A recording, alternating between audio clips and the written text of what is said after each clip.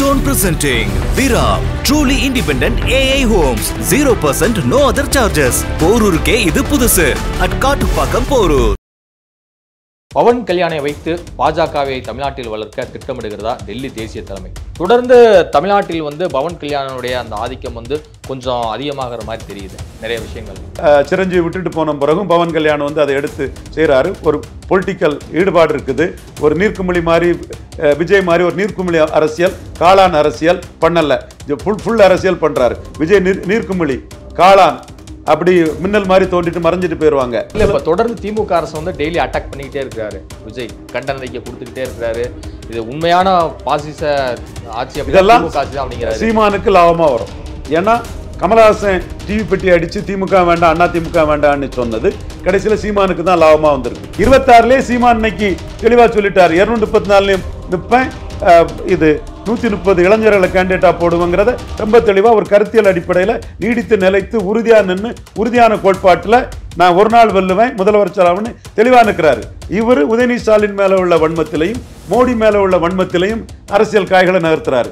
அதுல இவர் முதல்ல என்ன நினைச்சாரு, பேராசைப்பட்டு காங்கிரஸ் தன்னை சிஎம் கேண்டிடேட்டா சொல்லிடுவாங்கன்னு விஜய் நினைச்சார். நான் தான் சொன்னேன் அன்டெஸ்டட் நாட் ப்ரூவ்டு. எடப்பாடியை சீஃப் மினிஸ்டரா சொன்னா அது பாமகவுக்கு ஒரு எம்எல்ஏ கூட வராம போயறதுக்கு வாய்ப்பு உண்டு. 5 எம்எல்ஏக்கும் லோக்கல்ல எதிர்ப்பு இருக்கு. இன்னொரு 1 இயரை போட்டு ப்ரோ 1 இயர் ஆன்டி பிஎம்கேன்னு ஸ்டாலின் 5 வரையும் தோக்கடிச்சு விடுவார்.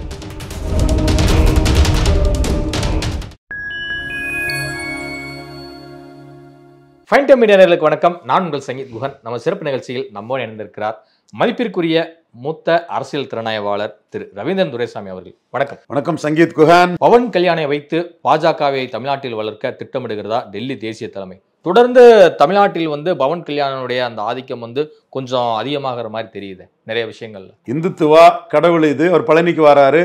நம்ம தம்பி ஜெயமோகன் தான் அதுக்குள்ள வரவேற்பெல்லாம் பண்றாரு. என் தம்பி தான், அவன் பாஜக உள்ள பையன் தான் பண்றாரு. ஸோ இந்துத்துவா இந்து உணர்வை பவன் கல்யாண் இங்க கொண்டு வர்றது வரவேற்கத்தக்கது.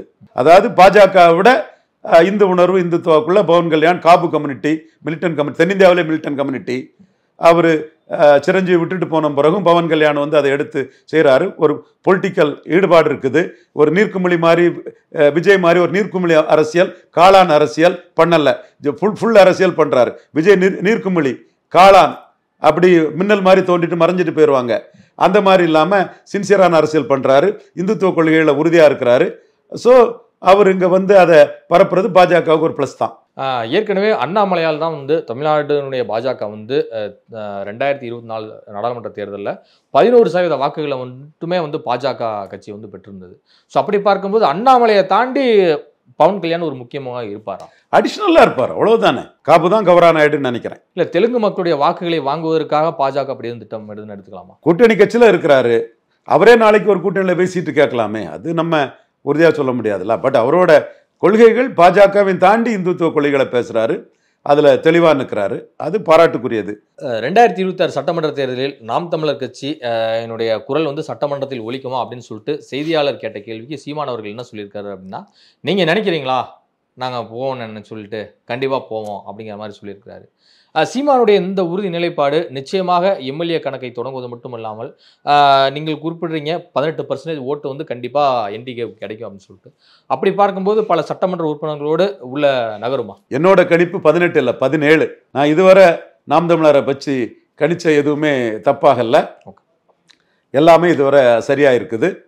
அதுல நீங்க பார்த்தீங்கன்னா இவர் உள்ளாட்சி தேர்தலில் அண்ணாமலை தான் 3வது வருவாருன்னு சொன்னேன். நாம் தமிழருக்கு சென்னையில் கேண்டிடேட்டே சரியா இல்லை, கேண்டிடேட் ஒர்க்கே இல்லைன்னு சொன்னேன், அமைப்பு பலம் இல்லைன்னு சொன்னேன். அண்ணாமலை தான் 3வது வந்தார். அதே மாதிரி விக்கிரவாண்டியில் போலரைசேஷன் தான் நடக்கும்னு சொன்னேன். போலரைசேஷனில் சீமான் மாட்டிக்கிட்டு காட்ஸ் கிரேஸு பழைய ஓட்டோட 1% கூடுனால தான் அவர் எதிரிகள் இன்னைக்கு அவரை வச்சு தாளிக்காமல் இருக்கானுங்க. நிறைய எதிரிகள் உள்ள ஒரு தலைவர் சீமான். எதிரிகள் நிறைய இருக்கும் பட்சத்தில் ஆதரவாளர்களும் தீவிரமாக நிறைய பேர் இருப்பாங்க. ஒருத்தருக்கு எதிரிகள் ஜாஸ்தி இருக்கும், அவருக்கு ஆதரவாளர்களும் பெரிய அளவில் இருப்பாப்புல. இந்த எலெக்ஷனில் 17% வந்துடுவா நான் உறுதியாக நம்புகிறேன். காரணம் என்டிஏ ஓட்டு எடப்பாடி தலைமைக்கு டிரான்ஸ்ஃபர் ஆகாது. அது எலி தவளை நட்பாக தான் இருக்கும். அதில் மாற்றம் இல்லை. தமிழ் பிராமணர்களே சீமானுக்கு தான் ஓட்டு போடுவாங்க பெரியார் எதிர்ப்பில். இது பெரியார் மண்ணில் பெரியாரே மண்ணுன்னு சொல்கிற இதில் தமிழ் பிராமணர்கள் ஓட்டே சீமானுக்கு தான் வரும். அடுத்து இந்து நாடார்கள் ஓட்டு சீமானுக்கு கணிசமாக வர வாய்ப்பு இருக்குது. முத்தரையர் வாக்குகள், தேவேந்திர குல வேளாளர் வாக்குகள், இப்படி பல அம்சத்தில் இந்த வாக்குகள் 18% வாக்கில் பெரும்பகுதி, ஒரு குறிப்பிடத்தக்க கணிசமான பகுதி சீமானுக்கு வர வாய்ப்பு இருக்குது. அது ஸ்டாலினுக்கும் ஒரு பகுதி அதுக்குள்ளே போகும்னு நான் கருதுறேன். எடப்பாடி நிலைப்பாட்டை மாறினதில் அந்த 20% வாக்குக்குள்ளேயும் சீமானுக்கு ஒரு பகுதி வர வாய்ப்பு இருக்குது. கொஞ்சம் தான் வரும். இதில் கணிசமாக வரும். ஈரோடு கிழக்கில் நிற்காதனால கணிசமாக வரும் இதில். ஸோ இந்த 2 அம்சமும் திமுக ஆளுங்கட்சி எதிர்ப்பு வாக்குகள்லையும் சீமானுக்கு ஒரு பகுதி வரும்போது 8% 17% களத்தில் வந்துடும். களத்தில் சீமான் தான் கிங்கு. நீ களத்தில் இல்லாமல் ஒரு ஏட்டு சுரக்கா வேலைகளை பண்றதுனால எந்த பிரயோஜனமும் இல்லை. களத்தில் தொடர்ந்து திமுக அரசு வந்து டெய்லி அட்டாக் பண்ணிக்கிட்டே இருக்கிறாரு விஜய், கண்டன அறிக்கை கொடுத்துக்கிட்டே இருக்கிறாரு. இது உண்மையான பாசிச ஆட்சி, இதெல்லாம் அப்படிங்கிற சீமானுக்கு லாபமா வரும். ஏன்னா கமலஹாசன் டிவி பெட்டி அடிச்சு திமுக வேண்டாம் அண்ணா திமுக வேண்டாம்னு சொன்னது கடைசியில் சீமானுக்கு தான் லாபமா வந்திருக்குது. அதே மாதிரி இவர் திமுகவுக்கு எதிராக பேசுறது வந்து கடைசியில் வந்து சீமானுக்கு தான் லாபம் வரும். சீமான் வந்து கொள்கை ரீதியா பேசுறாரு, நிரந்தரமா நின்று பேசுறாரு, நீடித்து நிலைத்து நின்று பேசுறாரு, 5வது எலெக்ஷன்ல பேசுறாரு. இவர் இன்னைக்கு பேசிட்டு நாளைக்கு அரசியல் வேண்டான்னு சினிமாவுக்கே போயிடுவாரு. எத்தனையோ நடிகர்கள் வந்து அரசியலை விட்டுட்டு திரும்ப சினிமாவுக்கு போன மாதிரி இவர் சினிமாவுக்கே போயிடுவார். இவர் ஒரு சீரியஸான பிளேயர் இல்லைங்கிறனால தான் ஒரு பேராசையில சிஏ எதிர்ப்புன்னு திமுக அணிக்கு ஆதரவாட்டு 2024 லெட்டர் பேடாக இருந்தார். ஜான் ஆரோக்கியசாமியின் தவறான ஆலோசனையில் லெட்டர் பேடாக இருந்தால் அப்போ சீரியஸ் பிளேயர் இல்லை, கட்சி ஆரம்பிச்சுட்டே லெட்டர் பேடாக இருக்கக்கூடியவர். அப்போ என்னைக்கு வேணாலும் அரசியல் இல்லைன்னு சொல்லிட்டு போயிடலாம். அவர் கட்சி ஆரம்பிச்சுட்டு வன்னியர் பரையர் போலீஸ் ஸ்டேஷனுக்கு பயந்து விக்கிரவாண்டியில் நிற்காதவர். போலீஸ் ஸ்டேஷனில் அடிபட்டு போவோம், திருமங்கலம் சரத்குமார் மாதிரி ஆயிரும் நினைச்சு தான் அவர் அதில் ஒதுங்கி ஓடினாரு. ஸ்டாக்கு போக்கா ஒரு கதையை விட்டுருவாங்க, 26 தான் எங்களுக்கு மெயின்னு. 26லே சீமான் இன்னைக்கு தெளிவாக சொல்லிட்டார், 234 நிற்பேன், இது 130 இளைஞர்களை கேண்டிடேட்டா போடுவோங்கிறத ரொம்ப தெளிவாக ஒரு கருத்தியல் அடிப்படையில் நீடித்து நிலைத்து உறுதியாக நின்று உறுதியான கோட்பாட்டில் நான் ஒரு நாள் வெல்லுவேன் முதலமைச்சராகனு தெளிவாக நிற்கிறாரு. இவர் உதயநிதி ஸ்டாலின் மேலே உள்ள வன்மத்திலையும் மோடி மேலே உள்ள வன்மத்திலையும் அரசியல் காய்களை நகர்த்துறாரு. அதில் இவர் முதல்ல என்ன நினைச்சாரு, பேராசைப்பட்டு காங்கிரஸ் தன்னை சிஎம் கேண்டிடேட்டா சொல்லிடுவாங்கன்னு விஜய் நினைச்சார். நான் தான் சொன்னேன் அன்டெஸ்டட் நாட் ப்ரூவ்டு. எப்பா விஜய ரேப்பரில் வச்சுறாரப்பா, வியூஸ் இல்லை, விஜய் எல்லாம் பிளேயரே இல்லைன்னு இங்கே வெப் டிவி வியூவர்ஸ் எவனும் பார்க்கல. விஜய் கருத்தை சொல்லிட்டு அதுக்கப்புறம் பார்க்கலான்னு நினைக்கிறான். நீ ரேப்பரில் விஜய் வச்சிடாத, உனக்கு வியூஸ் சரியா வராது, வேண்டாம். தென் அவரு ராகுல் காந்தி தன்னை சிஎம்மா சொல்லுவார் நினைச்சு ஸ்டாலினையே மறைமுகமாக சப்போர்ட் பண்ணார். சொல்லல, ராகுல் காந்தி ஸ்டாலின் கூட தான் இருக்கிறாரு. இந்திய அரசியலில் ஸ்டாலின் வந்து கலைஞர், புரட்சி தலைவி, புரட்சி தலைவர் பெறாத பெரிய உயரத்தில் இருக்கிறாரு. நீ என்ன வேணாலும் நீங்க சொல்லலாம், இதான் சொல்றது யதார்த்த உண்மை. அப்ப நீங்க விக்கிரவாண்டியிலையும் வன்னியர் பரையர் போலரைசேஷனுக்குள்ள திருமங்கலம் சரத்குமார் மாதிரி 1000 மணி களத்துக்குள்ள வரல. சீமானாவது போலரைசேஷனை மீறி நின்று பழைய ஓட்டையாவது மெயின்டைன் பண்ணாரு. ஈரோடு கிழக்கு ஒரு நல்ல களம், அங்கேயும் வரல. அப்ப நீங்க 214 போட்டுவிட போறதில்ல. கூரையேறி கோழி பிடிக்க முடியாதவங்க வானையேறி வைகுண்டம் போக போறதில்ல. அப்போ விஜய மையமா வச்சு திமுக வேண்டாம் அண்ணா திமுக வேண்டாம் என்று உருவாக்கப்படக்கூடிய வாக்குகள் அது சீமானுக்கு தான் அல்டிமேட்டா லாபமா அடையும். அது சீமானுக்கு வந்து ஒரு பெரிய லாபத்தை அந்த வாக்குகள் கொடுக்குங்கிறதான் என்னோட பார்வை. அது கற்பனை ஓட்டு, நிஜமாகாத ஓட்டு. இப்ப 8.2 சீமானுக்கு ஓட்டுங்கிறது ரியல், விஜய்க்கு ஓட்டுங்கிறது ரீல். இப்ப தேர்தல் ஆணையத்திலே வந்து பாத்தீங்கன்னா பயிற்சி முகாம்ல எல்லாம் கலந்துக்கிட்டு வந்துட்டாங்க. கண்டிப்பா ரெஜிஸ்டர்ட் பார்ட்டி விஜய் யார் கூப்பிடுவா? அப்ப நீங்க மக்களவை தேர்தலில் நின்று 8% தாண்டி இருப்பீங்கன்னா விஜயம் கூட்டிருப்பாங்கல்ல. அப்போ ஜான் ஆரோக்கியசாமி தப்பான வியூகம் பண்ணி விஜயை கவுத்துட்டீங்கல்ல.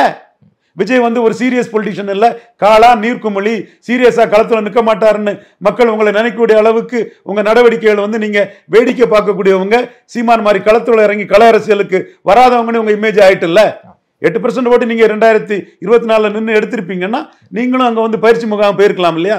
அப்போ ஜான் ஆரோக்கியசாமிக்கு வியூகம் தவறு. அதுதான் நான் சொன்னதான் அன்டெஸ்டட் நாட் ப்ரூவ்டு. அதை தானே இன்னைக்கு தலைவர்கள் மதிக்கிறாங்க. இப்போ தானே மற்ற விமர்சகர்களும் அதை சொல்ல ஆரம்பிச்சிருக்காங்க. இப்போ நாம் தமிழரும் சரி, விடுதலை சிறுத்தைகளும் சரி, 2 கட்சிகளுமே வந்து தேர்தல் ஆணையம் டெல்லிக்கு அழைத்து இந்த பயிற்சி முகாம்லாம் வந்து கொடுத்தது என்பது இந்த 2 கட்சிகளுக்கான ஒரு மிகப்பெரிய ஒரு அங்கீகாரமா பார்க்கப்படுதா பொதுவெளியில? சீமான் தனிச்சு நிமிர்ந்து நின்று போறாரு. திருமாவளவன் வடதமிழகத்தின் வெற்றி வீரராட்டு பறையர் சமூக சகோதரர்கள். நான் இந்த பறையருங்கிற சமூகத்தை வந்து பெருமைப்படுத்தி தான் சொல்றேன், அவர்களை வெற்றி வீரர்கள் தான் சொல்றேன். சிலருக்கு புரிய மாட்டேங்குது. பழைய சகோதரர்கள் தான் வெற்றி வீரர்கள்ங்கிற திருமாவளவன் நிரூபிச்சுக்கிட்டு அவர் அங்கீகாரத்தை பெற்றிருக்கிறார். அதுதான் உண்மை. அது நீங்க பல பேர்கள்ல அவங்க இருக்கலாம். அந்த சகோதரர்கள் அட்டோர்னி பிரிவுன்னு சொல்லணும்னு சொல்றாங்க. எனக்கு அவங்கள குளோரிஃபை பண்ணுன்னு சொல்லி தான் அந்த சமூக பேரை சொல்றேன். ரெட்டைமலை சீனிவாசன் பறையருங்கிற பேர்ல தான் இதழே நடத்தினாரு. பலரும் இருக்குது. நம்ம அவங்க அவேர்னஸ் உள்ள கம்யூனிட்டி, இன்டலெக்சுவல் கம்யூனிட்டி, அந்த கம்யூனிட்டியை குளோரிஃபை பண்ணது தான் ஜாதி பேரை சொல்லி நான் சொல்றேன். தமிழ்நாட்டில் ராஜ்யசபா எலெக்ஷன் வந்து நடக்க இருக்கு. அதிமுக அணிக்கு 2 இடங்கள் கிடைக்க வாய்ப்பு இருக்குன்னு சொல்லப்படுது. ஆனா அதே சமயம் ஓபிஎஸ் அணியில் இருக்கக்கூடிய வாக்குகள் வந்து அதிமுகவுக்கு வந்து வருமா? அதே சமயம் அதிமுக அணியில் கூட்டணிக்கு எதுவும் சீட் எதுவும் ஒதுக்கப்பட வாய்ப்பு இருக்கா? கண்டஸ்ட் வராதுங்க. ஸ்டாலின் 5வது சீட்டு போட்டால் தானே கண்டஸ்ட் வரும். ஓகே, ஒரு 4 சீட்டோட நின்றுட்டாருன்னா அவர் 4 சீட்டு, இவங்க அதிமுக 2 சீட்டு. அப்போ அதுல 2 சீட்டு முழுக்க எடப்பாடிக்கு சீட்டு தான், 4 சீட்டு முழுக்க ஸ்டாலினுக்கு சீட்டு தான். 5வது சீட்டுக்கு ஸ்டாலின் பிரச்சனைக்கு போனாதான் இது பிரச்சனை வரும். ஸ்டாலின் போக மாட்டார். ஒருக்கா கலைஞர் போனாரு, எம்ஜிஆர் போனாரு. அப்போ கலைஞர் வந்து டிஆர் பாலுவை நிறுத்தி 35 ஓட்டு எடுத்து அடிச்சாரு. கலைஞர் ஒரு ஸ்டேட்மெண்ட், பச்சை மையினால் வந்த தோல்வி அல்ல, பச்சை துரோகத்தால் வந்த தோல்வின்னு நெடுஞ்செழியன் தம்பி சாதா செழியனை கலைஞர் அடிச்சார். அப்போ அவங்களுக்குள்ள பெரிய பிரச்சனை இருந்து, ராச்செழியன் ஜனதா கட்சி தலைவராக இருக்கிறதோட கூட்டணி கிடையாது, அது இதெல்லாம் நிறைய இருந்து இவங்க இங்க இருந்துகிட்டே ஜனதா கட்சியில இருந்துகிட்டே எம்ஜிஆர் பண்ணாங்க. அதெல்லாம் சாதாரண உங்களுக்கு அப்ப அதை விட பெரிய பேரும் புகழும் இன்னைக்கு ஸ்டாலினுக்கு வந்துட்டுனா உங்களுக்கு கமட்டுது, கசக்குது. மோடி 22க்கு முக்கியத்துவம் கொடுக்கிறாரியா? அப்பவும் ஜனதா கட்சியை சேர்ந்த ராச்செழியனே எம்ஜிஆர் ஆதவ்ல ராஜ்யசபாவுக்கு முயற்சி பண்ணாரு. கலைஞர் வந்து அதை டிஆர் பாலு சில்வர் ஸ்கிரீன்ஸ் ஒரு சினிமா கம்பெனி எல்லாம் வச்சிருந்தாரு. இப்போ பெரிய லெவலில் ஆயிட்டாரு சகோதரர் டிஆர் பாலு. அவர் அதுல பெரிய வெற்றியை பெற்றார். டிஆர் பாலு 35 எம்எல்ஏக்கள் ஆதரவு பெற்று டிஆர் பாலு பெரிய சாதனை படைச்சார் அன்னைக்கு. டிஆர் பாலுக்கு நடந்தது. ஆமா, டிஆர் பாலுக்கு அந்த கெப்பாசிட்டியை வந்து இன்னைக்கும் வந்து நான் சிலாகிச்சு பேசுறேன். நான் டிஆர் பாலுன்னு சந்திச்சது கிடையாது. அதுக்கு பிறகு ஒருக்கா கனிமொழி ராஜ்யசபா ஆன டைம்ல கலைஞர் வீட்டில் வச்சு பார்த்தாரு, ரொம்ப சந்தோஷப்பட்டுக்கிட்டாரு. பழைய வரலாறு சொல்றீங்களா தம்பி, ரொம்ப மகிழ்ச்சின்னுக்கிட்டாரு. அதுக்கப்புறம் நான் பார்த்ததில்ல. பட் அது பெரிய சாதனைக்குரியது. அந்த மாதிரி இப்போ ஒரு எலெக்ஷன் வராது. நான் 4 எடுத்துக்கிடுவாங்க, 2 எடுத்துக்கிடுவாங்க. எடப்பாடி 2 யாருக்கு கொடுப்பாங்கன்னா தேமுதிகவில் எடப்பாடிக்கு ஒரு அக்ரிமெண்ட் இருக்குது. அது 20 அவர்தான் நாங்க வந்து எழுதி கொடுத்தோமா, எங்க சொன்னோம் அப்படின்லாம் வந்து செய்தியாளர் சந்திப்புல பொங்குறாரு எடப்பாடி. 25 அல்லது 26 எந்த டேட் ஸ்பெசிஃபை பண்ணி இல்லை. ஆனால் அக்ரிமெண்ட் இருக்குன்னு எனக்கு தெரியும். தேமுதிக பலமான சக்தி. பட் அதில் எடப்பாடி பழனிசாமி பாமகவுக்கு தான் முக்கியத்துவத்தை கொடுக்குறார். நேற்று சேலத்திலிருந்து வந்த ஒரு செய்தி தொடர்பாளர், மதிப்புக்குரிய என் நண்பர் சீனியர் அட்வொகேட்டு சகோதரர் தமிழ்மணி பேசுறது வந்து எடப்பாடிக்கு எண்ண ஓட்டத்தின் அடிப்படையில் அந்த லைனுக்குள்ள தான் இருக்கும். மற்ற யாரை விட எடப்பாடிக்கு எண்ண ஓட்டங்கள் வந்து தமிழ்மணிகிட்ட வந்து ரிவீல் ஆகும். அந்த அந்தஸ்து தமிழ்மணிக்கு இருக்குது. அவர் ரைட் ராயலான ஆளு, கொஞ்சம் நிமிர்ந்து நிற்கக்கூடிய ஒரு சகோதரர். ஸோ அவர் எடப்பாடி கிட்ட விஷயங்களை டிஸ்கஸ் பண்ணக்கூடிய கெப்பாசிட்டி உள்ளவர்னு கருதுறேன். அவர் இந்த கருத்தை சொல்லும்போது பாமகவுக்கு அவங்க பெரிய முக்கியத்துவம் கொடுக்காத மாதிரி தான் தெரியுது. பட் அவங்க 2024 கூட்டணியில் தேமுதிக அவங்களுக்கு பெருசாக கான்ட்ரிபியூட் பண்ணியிருக்கு. தூத்துக்குடி, இங்க தென்காசி, மதுரை, கள்ளக்குறிச்சி, அதெல்லாம் விஜயகாந்துக்கு பெரிய இதான செல்வாக்கான இடங்கள். எப்படி அவங்க மதிப்பாருன்னு தெரியல. பார்த்தா அவரு தேமுதிகவுக்கு மதிப்பு கொடுக்காம பாமகவுக்கு மதிப்பு கொடுக்குற மாதிரி தான் தெரியுது. இன்னும் சொல்ல போனா அவங்க ராமதாஸ் அன்புமணியை கேண்டிடேட்டா அனௌன்ஸ் பண்ணா வாய்ப்பு ஒரு ராஜ்யசபா கொடுக்க தயாருங்கிறத தான் அதிமுக ஆதரவு செய்தி தொடர்பாளர்கள் சொல்றாங்க. ஆனா அன்புமணி அவர்கள் வந்து இந்த எலெக்ஷனை தவிர்த்துட்டு சட்டமன்றத்தில் நிற்கலாமா அப்படிங்கிற ரீதியிலேயே வந்து யோசிப்பதாக ஒரு தகவல் வெளியாகிருக்கு. அதைத்தான் டாக்டர் ஐயா விரும்புறார். திரும்ப திரும்ப முக்கால அரசியல் உணர்ந்த உங்களை அரசியல் ஆலோசகர்கள் ஒருவராக ஏற்றுக்கொண்டேன்னு டாக்டர் ஐயா எழுதி தந்த லெட்டர் இன்னைக்கு இருக்குது. இன்னைக்கு இல்லை, அவரு வன்னியர் சங்கம் நடத்தின காலத்தில் கட்சியை தொடங்கக்கூடிய அந்த காலகட்டத்தில் எழுதி தந்தது இன்னைக்கு இருக்கு என்கிட்ட. நார்வேலில் என் நண்பர்கள், நான் தான் பாமகவுக்கு 7 அசம்பிளி கேண்டிடேட் போட்டேன். அப்போ 7 அசம்பிளி இருந்தது. எல்லா நண்பர்கள் தான் போட்டேன். அதில் ஒருத்தர் தான் ஒரு கிறிஸ்தவர் ஆபரா ராயனு வந்து அவருக்கும் உள்ளதான் பிரச்சனை ஆகி போச்சு. அங்கேயே நான் அந்த காங்கிரஸில் உள்ள கிறிஸ்தவர்களுக்கு எதிராக ஃபைட் பண்ணிட்டு இங்கே பாமகவிலையும் வந்து ஒரு கிறிஸ்தவர்களை என்னோட பொசிஷனுக்கு மேலே நான் கொண்டு வந்து வர வச்சுட்டாரன்னு சொல்லும்போது உடனே நான் ராமதாஸை எதிர்க்கிறேன், என்ன விட்டேன்னா பாரு அப்படின்னு நம்ம அதில் களத்தில் பூந்துட்டோம். ஓகே, அது நடந்த கதை. ஓகே, அவர் வந்து ஏன் எண்ண ஓட்டமும் அவர் எண்ண ஓட்டமும் கரெக்டாக இருக்கும். அந்த வகையில் டாக்டர் ஐயா என்ன நினைக்கிறாருன்னு என்னால் சொல்ல முடியுது. எடப்பாடியை சீஃப் மினிஸ்டராக சொன்னால் அது பாமகவுக்கு ஒரு எம்எல்ஏ கூட வராமல் போயிருக்கு வாய்ப்பு உண்டு. 5 எம்எல்ஏக்கும் லோக்கல்ல எதிர்ப்பு இருக்கு. இன்னொரு 1 இயரை போட்டு ப்ரோ 1 இயர் ஆன்டி பிஎம்கேன்னு ஸ்டாலின் 5 வரையும் தோற்கடிச்சு விடுவார். மணிமருத்துப்பட்டி ராஜேந்திரன்லாம் அதுக்கு தான் அமைச்சராக்கியிருக்காரு ஸ்டாலின். அனைத்து ஜாதியாலும் ஏற்றுக்கொள்ளக்கூடிய 1 இயர். இப்போ சேலம் தருமபுரி பகுதிகளில் வந்து 1 இயருடைய வாக்கு பெற்றானுன்னு ஒரு திமுக தீவிரமாக கவனம் செலுத்துது. கண்டிப்பா இவர் மனோஜி விருதாம்பிகை குருவுக்கு மகா மருமக சகோதரி மகன் தான். இவங்களையும் திமுக தங்களுக்கு சாதகமான ஒரு குரு இமேஜ். குரு வந்து 1 இயர் ஐக்கான் ஆயிட்டாரு. முத்துராமலிங்க தேவர் ஐயா மறைவுக்கு பிறகு எப்படி முக்குலத்தூர் ஐக்கான் ஆயிட்டாரோ அதே மாதிரி குரு வந்து 1 இயர் ஐக்கானாட்டு ஆயிட்டு இருக்காரு. எல்லா இடத்துலையும் குருவை வந்து வன்னியர் சமூக மக்கள் எல்லா பிரிவு வன்னிய இதுகளும் பண்றாங்க. பாமகவும் டாக்டர் ஐயாவும் அதை ப்ரொஜெக்ட் பண்றாங்க. மாநாட்டிலே பார்த்தீங்க இல்லையா? ஸோ அவங்க அதை பயன்படுத்த நிற்கிறாங்க. ஸோ இந்த சிச்சுவேஷன்ல ஸ்டாலினால நம்ம அதிமுக கூட்டணியில் இருந்தா 2009 தோக்கடிச்ச மாதிரி, 19 தோக்கடிச்ச மாதிரி, 21 தோக்கடிச்ச மாதிரி, 21 தப்பி பழச்ச 5 சீட்டையுமே கூட ஸ்டாலின் வந்து ஸ்கெட்சி போட்டு காலி பண்ணிடுவாரு. எல்லா இடமே உதயசூரியனை போடுங்க, 1 இயரை போடுங்கிற மாதிரி கூட ஒரு முடிவெடுத்து ஸ்டாலின் போயிடுவார்னு சொல்லும்போது டாக்டர் ஐயா அந்த இடத்துக்குள்ள யோசிக்கிறார். அதனால தான் அவர் நீங்க சொன்ன மாதிரி அன்புமணியை மீண்டும் சிஎம் கேண்டிடேட்டா சொல்லி கூட நிறுத்தலாம். ஏன்னா 16ல் அவர் நிறுத்தி ஜான் ஆரோக்கியசாமி 5.5% எடுத்து கொடுத்தாரு. ஜான் ஆரோக்கியசாமிக்கு அந்த இதை நான் பாராட்டுறேன். 1 இயர் ஓட்டு அப்படியே எடுத்து கொடுத்துட்டாரு. Really appreciate John Arokiasamy for that. நம்ம நியாயத்தை சொல்லக்கூடிய ஆளு. ஆனால் தேவேந்திர குல வேளாளர் ஓட்டு வரல. அப்போ 1 இயர் ஓட்டு முன்னாடி எவ்வளவு கிடைச்சதோ அந்த ஓட்டுக்கு குறையாம சாதனை படைச்சு கொடுத்துட்டாரு. வெற்றி பெற முடியல. அது வந்து அது வேணாம், அதை ஏற்கனவே சொல்லி முடிச்சுட்டேன் ஏன் வெற்றி பெற முடியலங்கிறது. ஸோ மீண்டும் தங்களை ஒரு பெரிய சக்தியா நிர்ணயித்தது தான் 2029 மத்திய அமைச்சரவையில் இடத்துக்கு வாய்ப்பை கொடுக்கும்னு அவங்க கருதலாம். இங்க கூட்டணிக்கு போய் எல்லாம் தோத்துட்டாங்கன்னா 29 ஸ்ட்ராட்டஜி அவங்களுக்கு திணறிடும். அல்லது கூட்டணியில 40 சீட்டு வாங்கிட்டு போகணும். திமுக அணியில் யாருக்கெல்லாம் வாய்ப்பு வழங்க வாய்ப்பு இருக்கு? கமல் கிட்டத்தட்ட 1 உறுதியாயிருச்சு. மீதி 3 யார் இருப்பாங்கன்னு நினைக்கிறீங்க உங்கள் பார்வையில? என் பார்வையில வைகோவுக்கு கான்ட்ராக்ட் இருந்த மாதிரி தெரியல.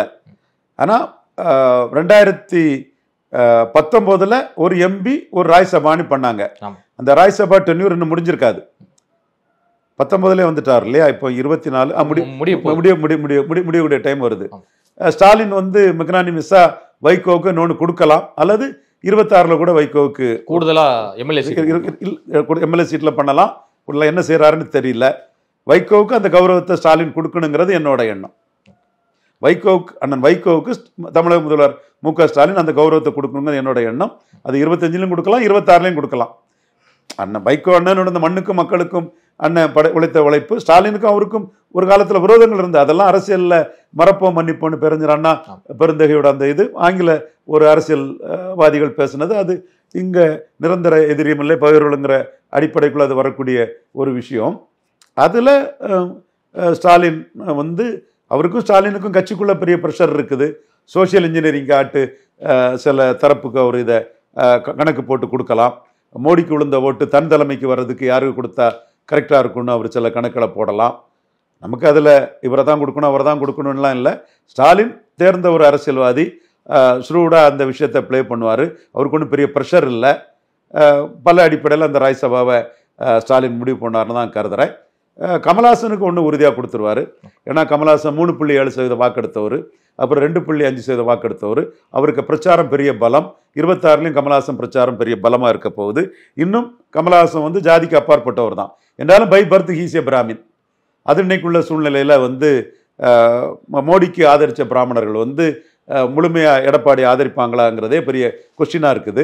பிராமணர்கள் ஓட்டை வந்து சீமான் வேற தட்டி தூக்கலான்னு 5 பிராமணர்களை போட்டு தந்தை பெரியாருக்கு எதிரான விமர்சனங்கள்லாம் வைக்கும்போது அது செட்டில்டு மேட்டர் கமல்ஹாசனுக்கு கொடுக்குறது.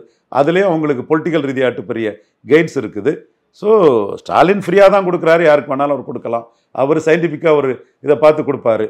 இப்போ நீங்கள் 26ல் ஆட்சிக்கு வந்த பிறகு வரக்கூடிய ராஜ்சபாவில் லாயல்ட்டியை ரிவார்ட் பண்ணுவார். இப்போ 26ல் சட்டமன்ற தேர்தலை சந்திக்க வேண்டிய இருக்கனால சோசியல் ஃபேக்டர்ஸையும் கவனிக்கலாம் நான் கருத்துறேன். பொறுத்திருந்து பார்ப்போம். இதுவரை உங்கள் பல்வேறு கருத்து கொடுப்பதற்கு நன்றி சார். நன்றி.